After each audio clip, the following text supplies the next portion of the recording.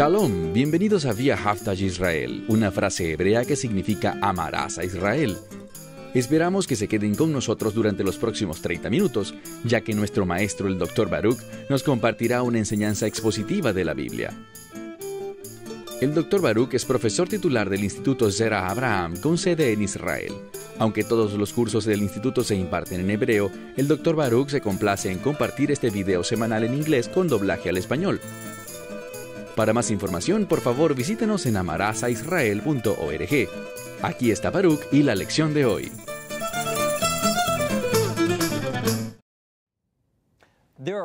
Hay muchas formas en las que nos podemos referir al Mesías Yeshua.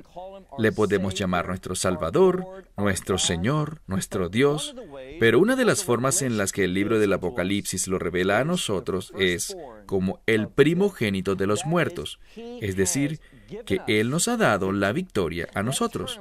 Ese término primogénito siempre es asociado con victoria en las Escrituras. Entonces, Él le da victoria a aquellos que están muertos. ¿Cómo hizo eso? Bueno, retomemos donde quedamos la semana pasada, en el libro de Apocalipsis capítulo 1, versículo 5. Ahora, aquí vemos que no solo es llamado el primogénito de los muertos, sino que también es llamado como aquel exaltado sobre todos los reyes de la tierra. Y eso prefigura el hecho de que va a gobernar sobre todas las cosas. La pregunta es esta: ¿en verdad quiero que Él gobierne sobre mi vida? ¿Es esa mi pasión? ¿En verdad entiendo mi necesidad de someterme a su gobierno? Si no, ¿qué soy entonces? Si no estoy interesado en eso, soy un rebelde contra Dios. Y vamos a ver especialmente en los últimos capítulos del libro de Apocalipsis lo que Dios le hace a los rebeldes, es decir, a los que se rebelan en contra de su voluntad. Pueden notar algo más sobre el 5º versículo. Aquí dice que el Mesías, Él nos amó. Ahora, si van a someterse a alguien, si alguien va a gobernar su vida, ¿no estarían de acuerdo que sería preferible que ese gobernante sea alguien que te ame? Y no solamente uno que te ame de palabras, sino también con hechos. Y eso es exactamente lo que la Escritura nos quiere revelar, que sepamos el extremo al cual el Mesías nos ha amado. Leemos aquí que quien nos amó, y en su sangre, es decir, a través de su muerte, en su sangre nos ha lavado de nuestros pecados. Todo esto está hablando de un mismo concepto. Cuando hablamos de un amor que nos lava de nuestro pecado, estamos hablando del acto supremo y recuerden que la sangre es mencionada aquí. ¿Cuál es el propósito de la sangre? Bueno, la Escritura dice que no hay redención sin derramamiento de sangre. Entonces, ¿qué hizo el Mesías? Él se dio por completo. Él dio su ser entero para redimirnos, y todo eso fue ¿qué? Bueno, recuerden que todo está arraigado en el amor. Y esa palabra bíblica amor, especialmente en el Nuevo Pacto, el amor es sinónimo de dar. Entonces el Mesías nos amó, se dio a sí mismo por nosotros por un propósito principalmente para engendrar ese cambio en nuestras vidas. Me refiero a ese cambio redentivo por el cual somos liberados de la esclavitud del pecado y nos convertimos en su posesión adquirida por precio. Y a través de eso, ¿qué podemos obtener? Y nuevamente hablamos del primogénito. Primogénito está relacionado con esta victoria para que conozcamos la victoria en nuestras vidas. Noten la magnitud de esta victoria. Quien nos ha hecho reyes y sacerdotes para Dios, su Padre. Ahora, como dije antes en esa primera sesión de la semana pasada, una de las cosas que Juan hace es esta. El Espíritu Santo lo guió a tomar pasajes de la Tanaj. Esa es la Biblia hebrea, el Antiguo Testamento.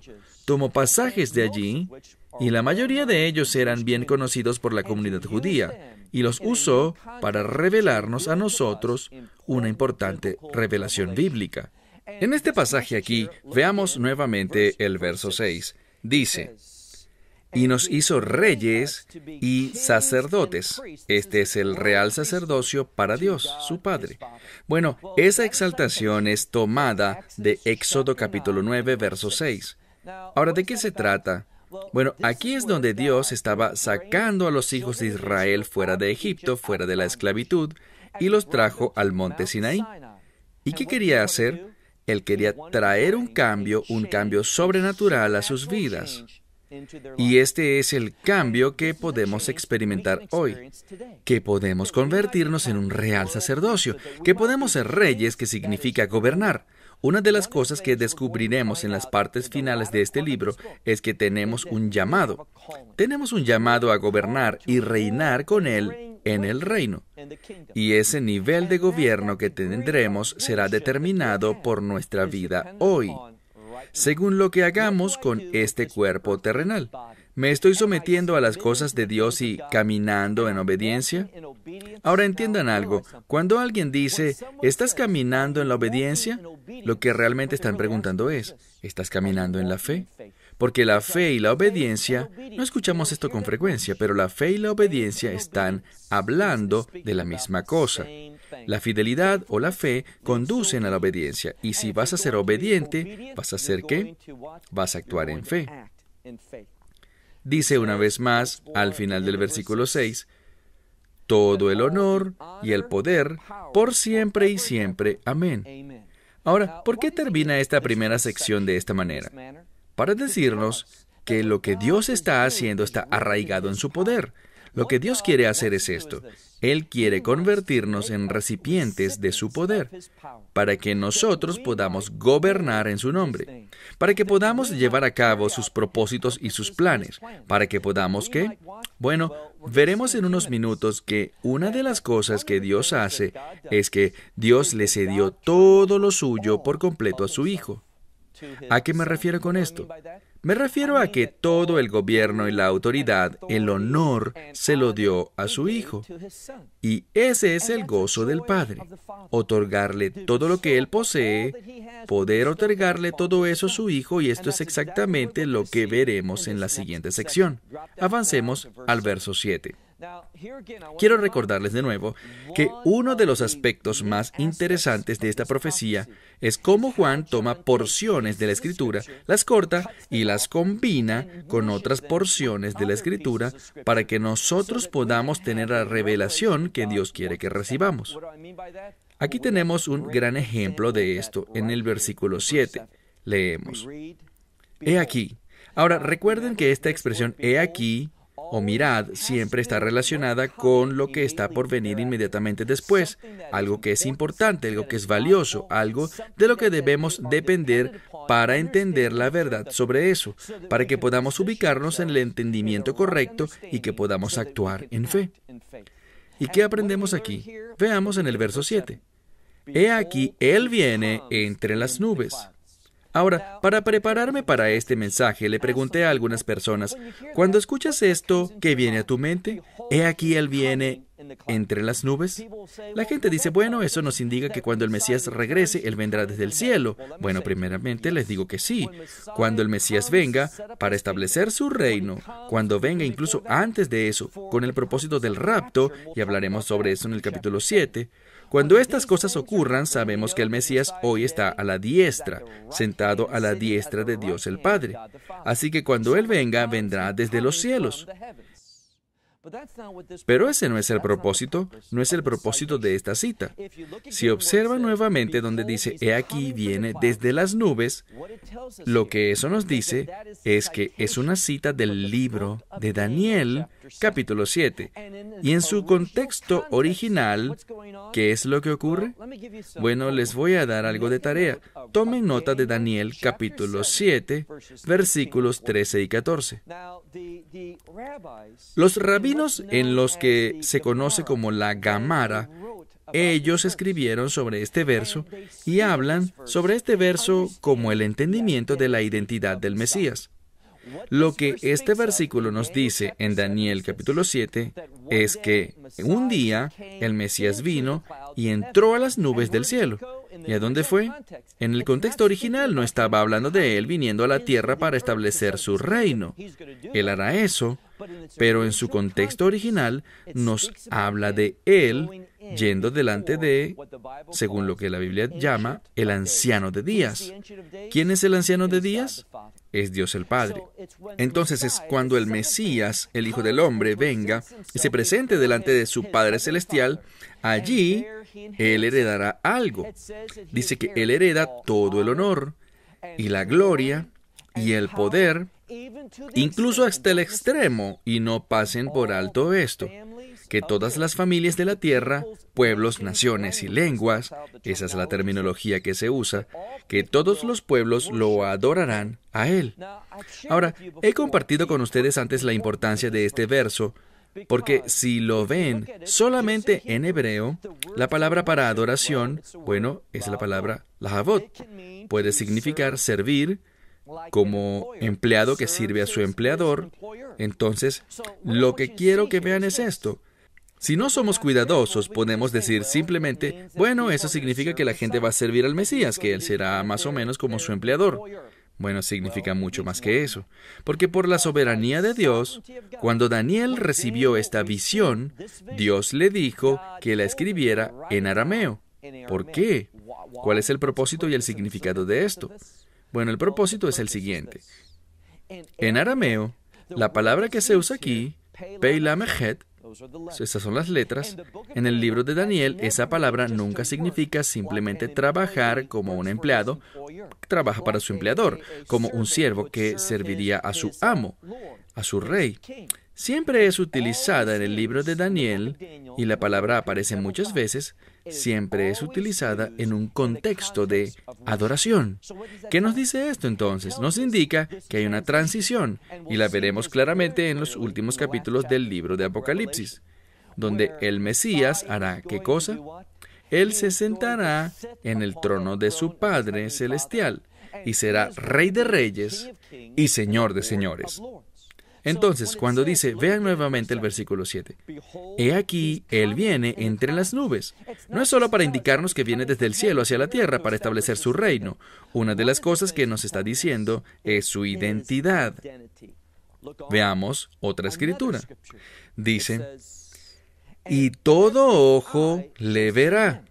Bueno, nuevamente, tal como lo vimos en la primera mitad de este versículo, que es una cita del libro de Daniel capítulo 7, esta cita ahora es del libro de Isaías capítulo 52.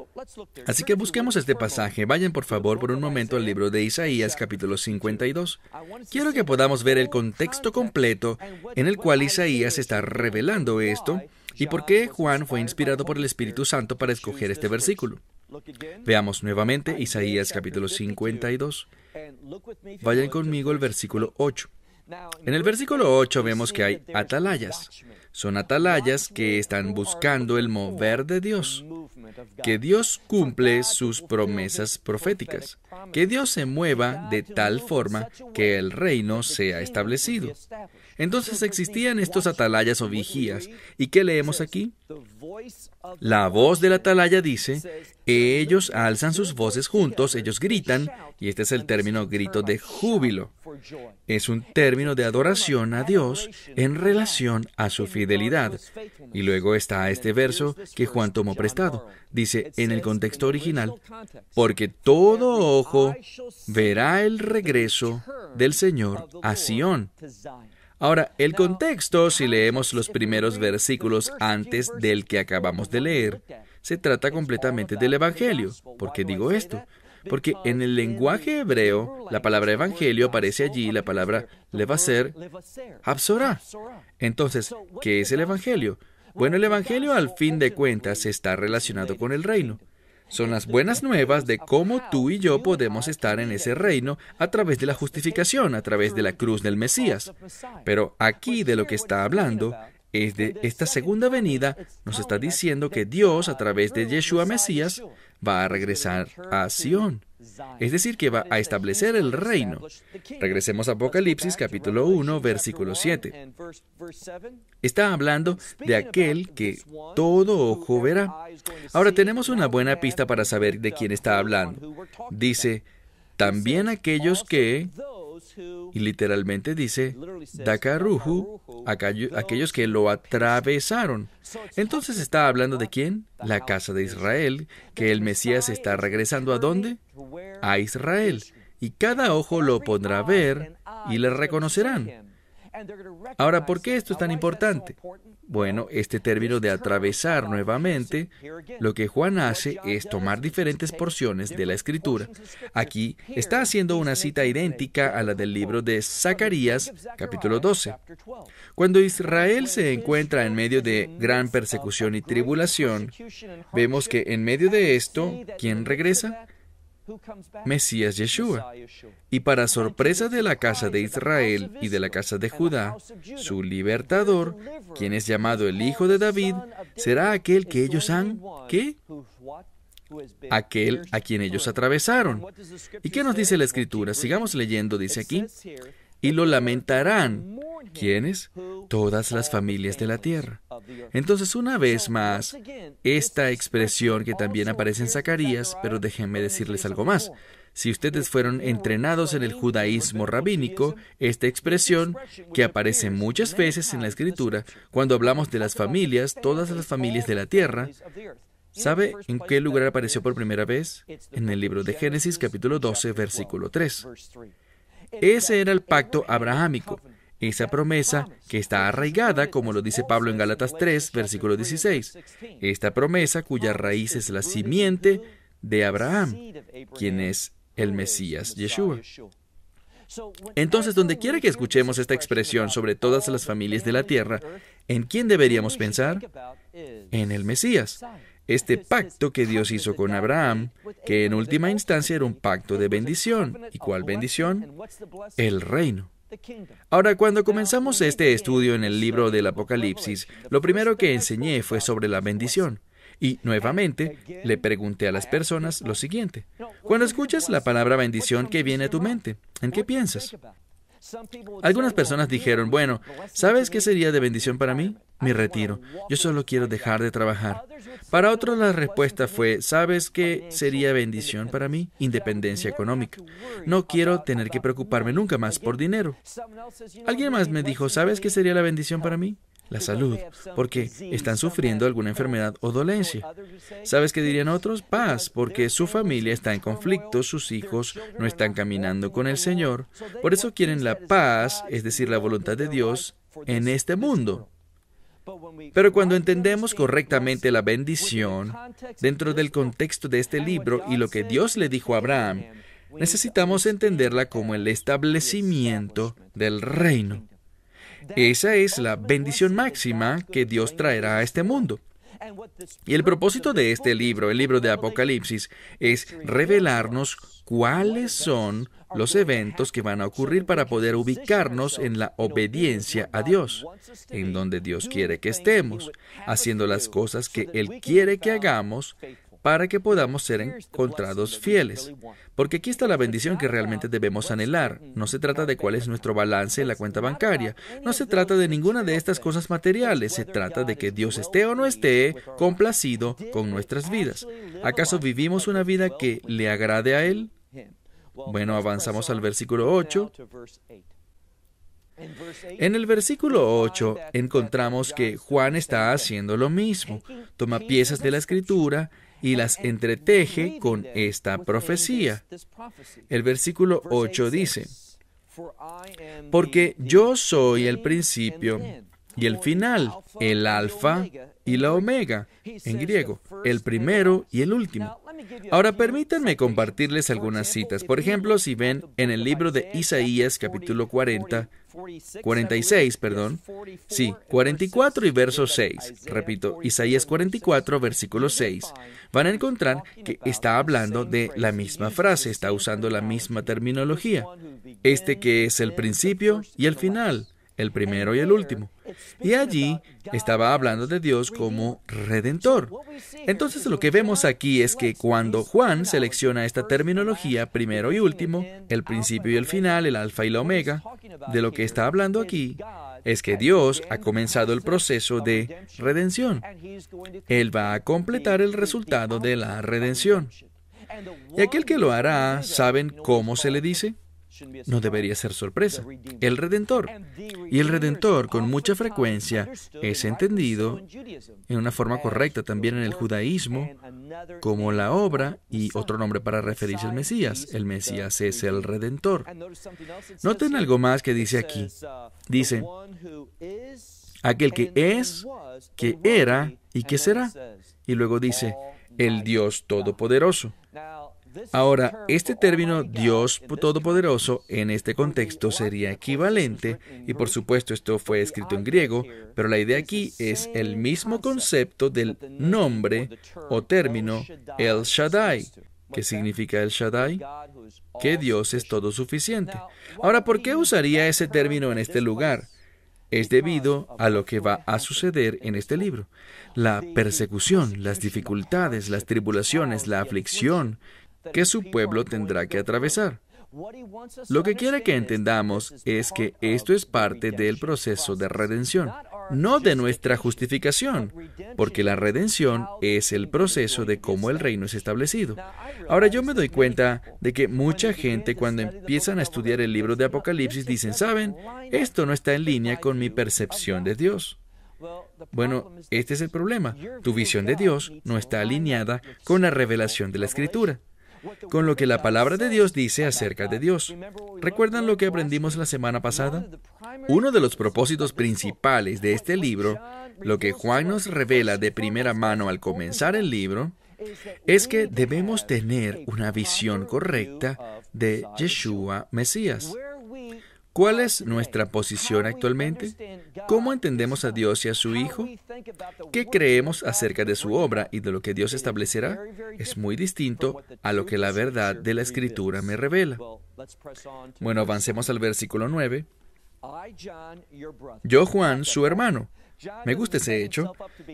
Juan no se presenta como alguien diferente o mejor que nosotros. Quiero compartirles algo. Justo antes de abordar el avión para venir a Estados Unidos y grabar estos mensajes, estaba enseñándole a un grupo pequeño en Tel Aviv. Y lo interesante fue esto. Antes de comenzar, esta persona se acercó a mí, era una mujer, y ella me hizo una pregunta.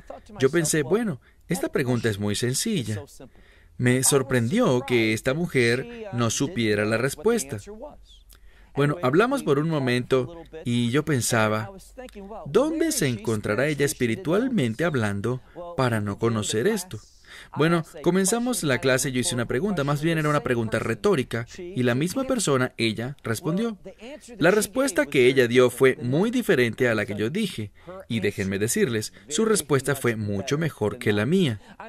Quiero decir que Dios me reveló algo a mí, y esa mujer fue mi maestra en ese momento. Entonces, lo que Juan está tratando de decir aquí cuando dice, yo, Juan, su hermano, significa que todos estamos aprendiendo unos de otros, que Dios nos usa a cada uno de nosotros y a todos como un cuerpo. Dice, no llames a nadie rabí, o padre, o maestro, más bien llámenlos como hermanos, porque todos estamos en la misma situación, todos estamos bajo la autoridad, todos somos siervos de Yeshua, el Mesías. Entonces Juan se da cuenta de esto y dice, yo, Juan, su hermano, y su copartícipe en la aflicción. Y luego dice, en el reino y en la paciencia o sufrimientos. Ahora, lo que quiero que vean aquí es que esta escritura revela algo. Revela aquí que tendremos tribulaciones y sufrimientos, que vendrá un reino, y luego lo que nos dice es que debemos perseverar. Necesitamos estar listos para soportar estas cosas por el bien del establecimiento de la promesa que Dios ha hecho. Y nos dice, por la causa de Yeshua el Mesías, estaba en la isla que es conocida con el nombre de Patmos, la cual es una pequeña isla en el lado oriental del Mediterráneo, muy cerca de Turquía. Es una isla pequeña, yo la he visitado, no hay mucho allí que ver o contemplar, y Juan estaba en exilio. ¿Debido a qué? Esto nos da una información muy importante. Juan estaba en el exilio debido a que el gobierno romano ese imperio no quería que su revelación llegara al pueblo. Y lo que esto prefigura es lo siguiente. Vendrá un tiempo, y veremos esto en gran detalle en Apocalipsis capítulo 6, que vendrá un tiempo de tribulación y aflicción, porque este mundo, así como el imperio romano, no quería que la verdad de Dios fuese entendida o comunicada al pueblo. Y aquellos que hablen, aquellos que la vivan, aquellos que tengan ese testimonio, bueno, ellos serán tratados con mano dura por los gobernantes de estos últimos días. Entonces dice, estaba en el exilio en la isla de Patmos. Dice, ¿por qué? Debido a la palabra de Dios y mi testimonio del Mesías. Ahora, esta es la segunda oportunidad en la que vemos estas dos expresiones juntas, la palabra de Dios y el testimonio del Mesías. Y cuando las cosas son repetidas en la Escritura, y voy a decirles algo, apenas estamos en el verso 9 y ya hemos visto esta expresión 2 veces. Si vamos a vivir el testimonio del Mesías, es decir, que la gente pueda llegar a verlo, a Él, viviendo y habitando en nosotros por medio del Espíritu Santo, que nuestra vida está siendo vivida en obediencia a Él, bueno, la única forma en que podemos asegurarnos de que estamos haciendo eso es cuando nuestra vida está en armonía con la palabra de Dios. Entonces, una vez más dice que estaba en el exilio por estas dos cosas, su compromiso con la palabra de Dios y cómo esa palabra de Dios estaba manifestando al Mesías en su vida. Finalmente nos dice, y estaba en el Espíritu en el día del Señor. Ahora, permíteme cerrar con una pregunta. Cuando escuchas esa expresión, estaba en el Espíritu en el día del Señor, ¿qué significa esa frase? ¿De qué estaba hablando? ¿Cómo deberíamos entender esa expresión? Déjeme decirle, cuando la entendamos apropiadamente, nos abrirá una nueva realidad al pensar sobre lo que Dios hará en los últimos días. Y permíteme cerrar con esto. Estos días se acercan rápidamente. Y la pregunta es esta. ¿Te estás preparando para estos días? Bueno, se me acabó el tiempo. Hasta la próxima semana cuando continuaremos con Apocalipsis capítulo 1. Esperamos que te hayas beneficiado del mensaje de hoy y lo compartas con otros. Por favor, haz planes para unirte a nosotros cada semana en este momento y en este canal para otra transmisión de amarazaisrael.org. Nuevamente, para obtener más información sobre nosotros, visita nuestra web amarazaisrael.org, donde encontrarás muchas otras conferencias de Baruch en formato de video. Hasta la próxima semana. Que el Señor te bendiga en Yeshua HaMashiach, Jesús el Mesías, mientras caminas con Él. Shalom desde Israel.